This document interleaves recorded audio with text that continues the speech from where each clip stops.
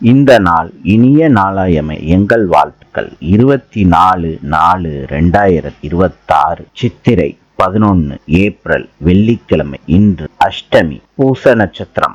இன்றைய நல்ல நேரம் காலை 12:30 1:30 வரை, மாலை 4:30 5:30 வரை. கௌரி நல்ல நேரம் காலை 1:30 2:30 வரை, மாலை 6:30 7:30 வரை. ராவு காலம் காலை 10:30 12 மணி வரை. யமகண்டம் மாலை 3 மணியிலிருந்து 4:30 வரை. சூலம் மேற்கு.